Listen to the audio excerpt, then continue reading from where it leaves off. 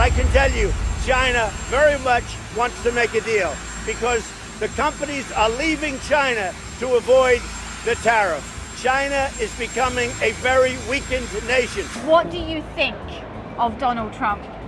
He's crazy man. He's crazy Trump.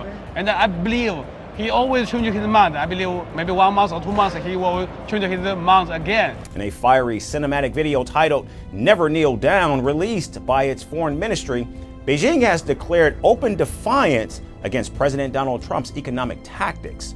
With sweeping music, rocket imagery, and bold claims of American bullying, China is beating Trump at his own tariff game, but American farmers are the ones taking the hit. The whole farming industry is in chaos after China canceled multi-billion-dollar deals in farm exports, soybeans, pork, dairy, and more. Trump's harsh economic policies have ended up destroying the lives of the very people it was supposed to protect. Now, farms across the Midwest are shutting down, small-town banks are collapsing, and families who've worked the land for generations are being pushed to the edge. Some farmers are even taking their own lives out of frustration. But none of these bothers the Chinese government. In fact, they have warned Trump to back down and save the lives of innocent Americans, or they'll keep putting deadly pressure to hurt them even more. So, how did this happen? How did Trump's trade war explode into this economic disaster? How far is China willing to go? And is there really a way out for Washington? Let's break it all down. In April 2025, a cargo ship loaded with U.S. soybeans was halfway across the Pacific Ocean when a message came in.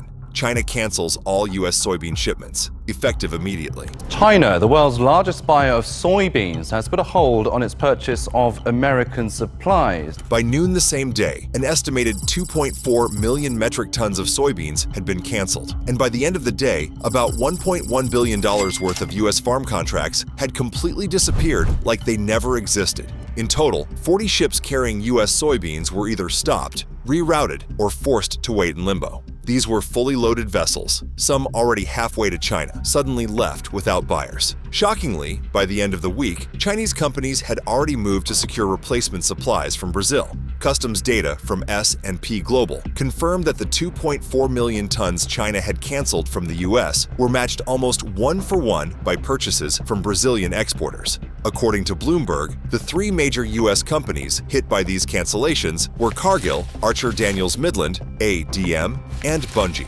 Apparently, China went for the largest agricultural commodity players in the U.S. Officially, the Chinese called this a strategic procurement adjustment, but the timing should tell you everything you need to know. Just 48 hours earlier, President Donald Trump had announced a new wave of tariffs targeting $90 billion worth of Chinese imports. This included electronics, electric vehicle components, and metals. The Trump administration put tariffs of 145% on most Chinese imports earlier this month. 245% tariffs on Chinese imports. These tariffs were meant to pressure, or should we say bully, Beijing into making compromises ahead of trade talks with the United States. But instead of coming to the negotiation table, China responded by targeting one of the last major U.S. exports it still relied on, soybeans. In 2024, the United States exported about $14.3 billion worth of soybeans to China alone. It was the #1 agricultural export from the U.S. to China, and one of the few areas where trade was still active after previous trade disputes between the two nations. So, by pulling out of the soybean market in 2025, China didn't just hit U.S. agriculture. It pulled the plug on a lifeline, and the impact was immediate and brutal. On the Chicago Board of Trade, soybean futures dropped by 8.2% within days. This wiped out over $470 million in commodity value in just 1 week. The USDA's April 2025 soybean report showed a sharp rise in leftover supply, a 13% increase in unsold domestic soybean inventories, pushing storage to its highest level for April since 2019. This immediately set off alarms across the Midwest, where soybean growers were caught mid-season with nowhere to redirect their harvests. One of them, Matt Dunn, a fourth-generation soybean farmer in Des Moines, Iowa, told the Wall Street Journal, "We've been shut out mid-season with no contingency." These farmers weren't just worried about lower prices. They were staring at a total market collapse, with no buyers, no backup markets, and no market support whatsoever. The American Soybean Association quickly estimated that U.S. farm income could drop by as much as 18% that quarter alone, just from China's exit, and that risk wasn't spread evenly. According to the USDA, farmers in 11 key Midwest states were now at moderate to high risk of bankruptcy. That included Iowa, Illinois, Nebraska, Indiana, Missouri, Minnesota, Ohio, Kansas, North Dakota, South Dakota, and Wisconsin. Now, the irony of this whole thing is that many of the affected states are deeply tied to Trump's voter base. Frank, who did you vote for president in 2016? Mr. Trump. Right? Trump. Mr. Trump. If the election were today, Frank, would you vote for Donald Trump? No way. Couldn't happen. No. Rural, conservative, and dependent on agricultural exports, like Ms. Even Pei, an agriculture analyst at Trivium China. A policy research firm put it, the Chinese tariffs are being calibrated to hit Trump where it hurts, in the agricultural red states that voted him in. If you don't make your product here, then you will have to pay a tariff, a very substantial tariff, when you send your product into the United States. And we will take in hundreds of billions of dollars into our treasury and use that money to benefit the American citizens, and it will not cause inflation, by the way. Well, it looks like those farmers weren't paying attention when Trump said all that, because everything he promised, he's doing now. Now, you need to understand that the move to cripple the U.S. soybean export didn't come out of nowhere, and it didn't happen overnight. China had been preparing for this moment for years, and it all started with Brazil. From 2020 to 2024, the Brazilian government reportedly expanded its total soybean farmland by 21%. But one thing many people don't know is that they didn't achieve that expansion alone. China reportedly played a direct role in making it possible. Through its state-owned banks and private partnerships, Beijing invested more than $11.2 billion in Brazil's agricultural infrastructure. This included everything from grain terminals at the Port of Santos to massive new highways linking Mato Grosso to coastal ports. But the most critical development was the Ferrograno Railway. This key logistics project, co-founded by China's Development Bank, slashes transport times across Brazil's interior by 42%, according to a February 2025 Reuters report. So, by the time Beijing canceled U.S. soybean contracts in April 2025, Brazil wasn't just an emergency backup option it stumbled upon. It had already been built, funded, and reinforced by China to take over. And it wasn't just soybeans. By early 2025, China had already finalized over $55 billion in grain import contracts with Brazil and Argentina. According to the South China Morning Post, this deal locked in access to soybeans, corn, and beef for the next 15 years. In March 2025 alone, China's State Reserve Agency signed a 3-year corn import agreement with Brazil's CONAB. This agreement covered up to 9 million metric tons annually and was valued at roughly $2.6 billion. That same month, China quietly began auctioning off more than 1.2 million tons of U.S. corn already in storage. And their reason? Well, they officially claimed it was as a result of price instability and that they needed to rebalance strategic reserves. But make no mistake, this wasn't really about the prices. China was just protecting itself because it no longer trusted the United States as a reliable trade partner. The Americans are tricky.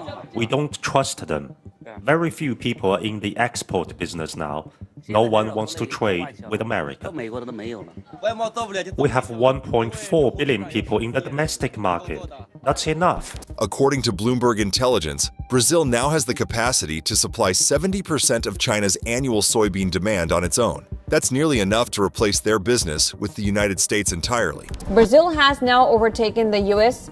as China's leading soybean supplier. Not only that, but working with Brazil also gives China a lot more advantage and leverage. Brazil allows genetically modified crops with fewer restrictions and more flexible environmental regulations. And under BRICS trade protections, Brazilian agricultural exports to China are less politically risky and far cheaper. On top of that, China had already secured equity stakes in multiple ports, terminals, and logistics firms across Latin America. A 2024 report by the Inter-American Dialogue confirmed China's deep involvement in critical locations, including the Port of Itaqui, where Chinese firms financed major terminal upgrades, a $1.2 billion expansion of the Northern Grain Corridor, and direct investment into freight corridors that bypass U.S.-aligned trade routes altogether. These were all strategic moves that Donald Trump never saw coming.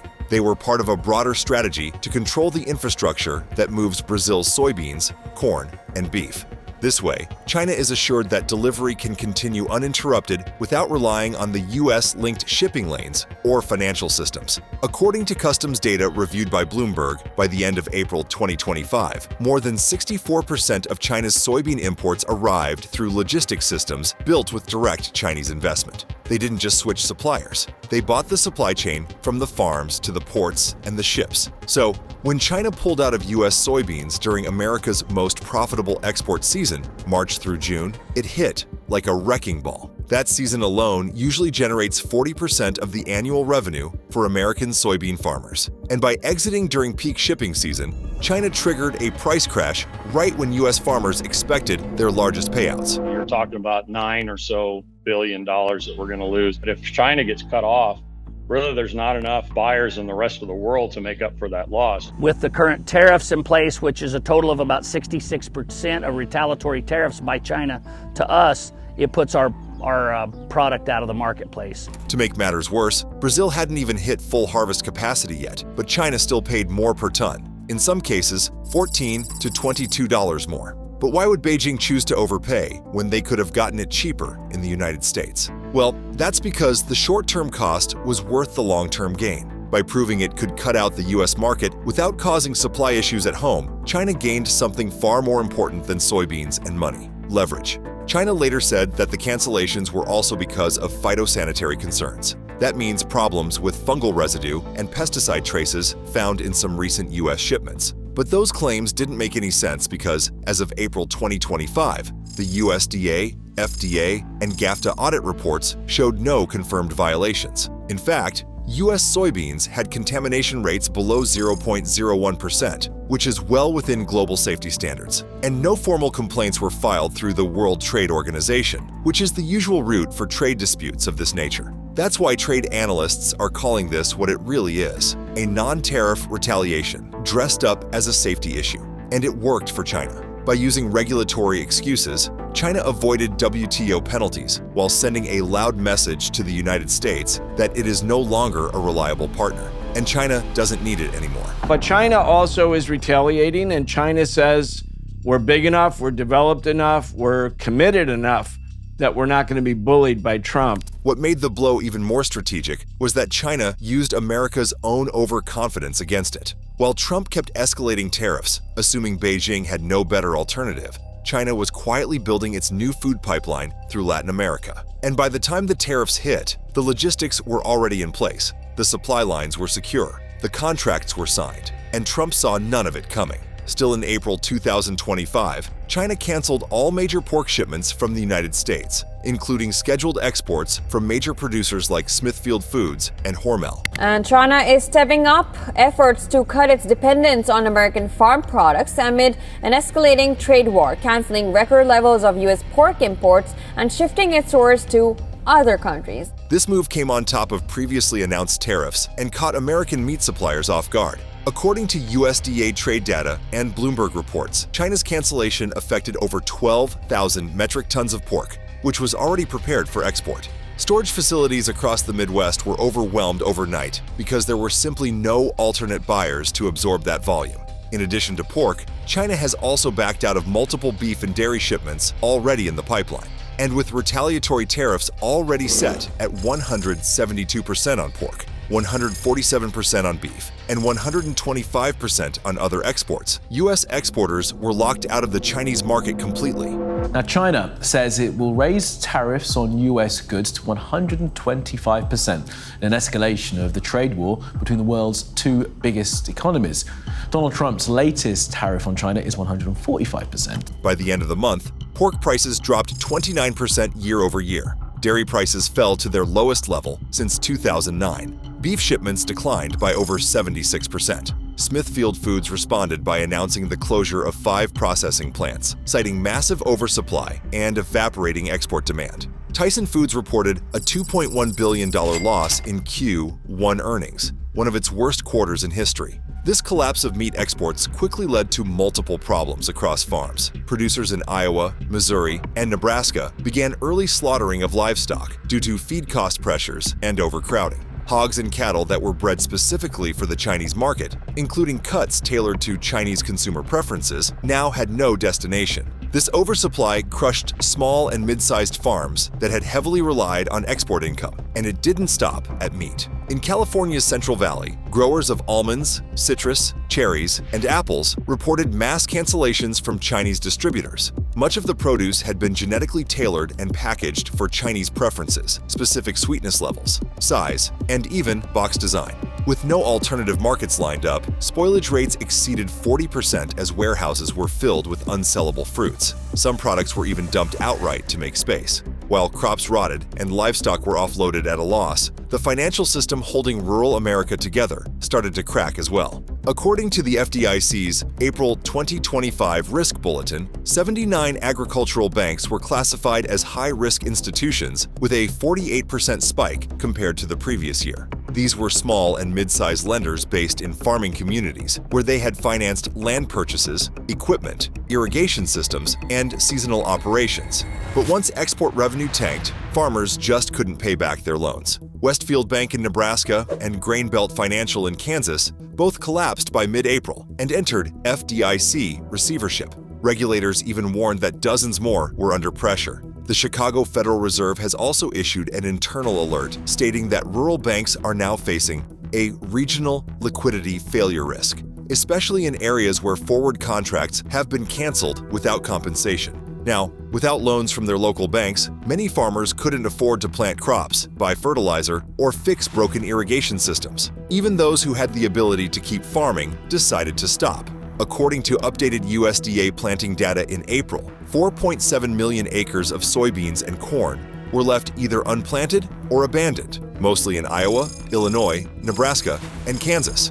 There was no point planting what you couldn't sell. At the same time, John Deere Financial reduced its loan approvals by 21% across the Midwest. And without financing, smaller farms were frozen out of the upcoming season entirely. But the worst part of this collapse wasn't just financial, it was emotional. Between August 2024 and March 2025, Farm Aid's Crisis Hotline reported a 280% increase in emergency calls from American farmers. This is the highest ever recorded in their 40-year history. A new report from the CDC says suicide rates among American farmers is higher than any other occupational group. The CDC looked at workers in 17 different states, and they found that the suicide rate in the field of farming, fishing, and forestry is more than 5 times higher than the general population. In Nebraska and Kansas, small hospitals were flooded with mental health cases from rural workers, many battling depression and anxiety after losing their livelihoods. Several rural clinics had to set up temporary emergency mental health units just to deal with the spike in cases tied to agriculture-related financial distress.